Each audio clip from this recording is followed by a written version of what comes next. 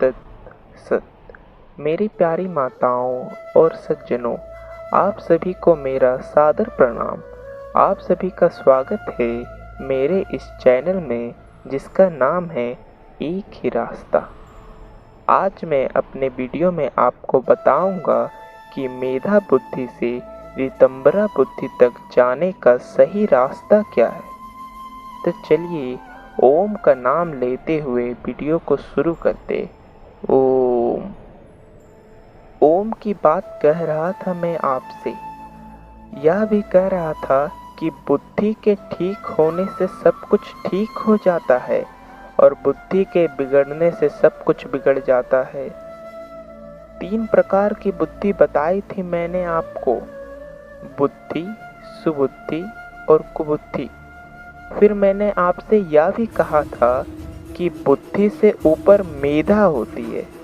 ऐसी बुद्धि है वह जो धारण करती है, मर्यादा बतलाती है, मर्यादा में रखती है, पुकार कर कहती है धन अवश्य कमाओ, परंतु इस पर सांप की तरह बनकर बैठ मत जाओ। स्वयं खर्च करो, उसे दूसरे को दान भी करो। देखो तुम्हारे निकट कोई भूखा तो नहीं मर रहा है। यदि ऐसी बात है तो तुम्हारा धन कमाना बेकार है, अर्थहीन है। दान कर दो ऐसे धन को, उसे दे दो उनको जो उसके बिना जीवन में हताश हुए बैठे हैं। हाँ, दान दे दो, परंतु वह भी मर्यादा से, और इस प्रकार नहीं कि तुम स्वयं ही भूखे मर जाओ। किसी भी और अति ना करो। अति का भला न बोलना, अति की भली न चुप, अति का भला न बरसना, अति की भली न धूप। हर वस्तु मर्यादा में अच्छी लगती है। मर्यादा में रहे तो सुख देती है। मर्यादा को सिखाने वाली बुद्धि का नाम है मेधा बुद्धि।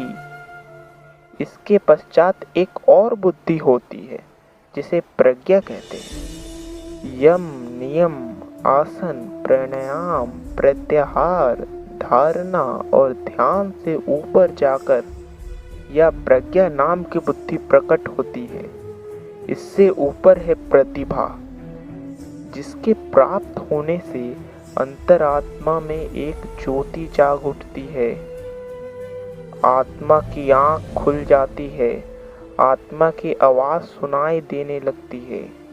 इससे भी ऊपर है वह बुद्धि जिसे ऋतंभरा कहते हैं, जो केवल सत्य को देखती है, जो सदा के लिए सत्य रही है और सदा ही सत्य रहेगी, उसी को देखती है ऋतंभरा बुद्धि। रजस और तमस दोनों गुण जब परे हट जाते हैं, केवल सत्य गुण शेष रह जाता है, तब यह ऋतंभरा बुद्धि जाग उठती है। और मेधा से ऋतंभरा तक ले जाने वाली शक्ति कहाँ से मिलती है, इसे मैं आपको एक कहानी के माध्यम से सुनाना चाहता हूँ।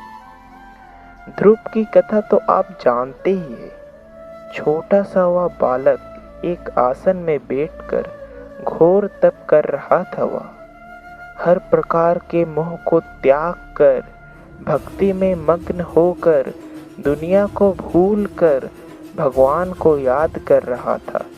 तभी भगवान जागती ज्योति बनकर उसके सामने आ खड़े हुए।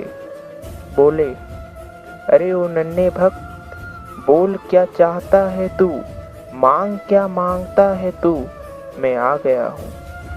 ध्रुव ने कहा, मैं व्यापारी नहीं, सब कुछ देकर कुछ लेने को नहीं आया हूँ। मैं केवल भक्ति के लिए भक्ति करता हूँ।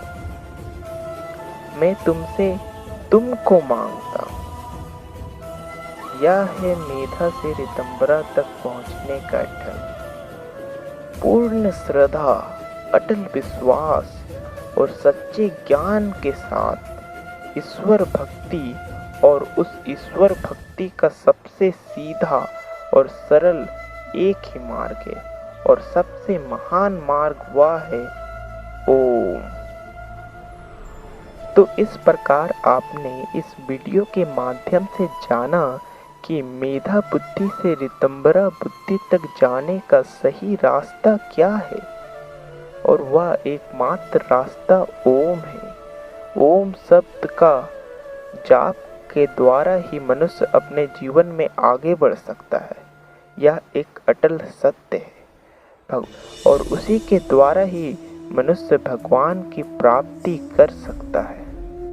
मैं अपने वीडियो का समापन यहीं पर करता हूँ। तो मेरे चैनल से जुड़कर आप उस ज्ञान की प्राप्ति करेंगे जो निश्चय ही आपको अपने लक्ष्य को प्राप्त करने में सहायता करेगा।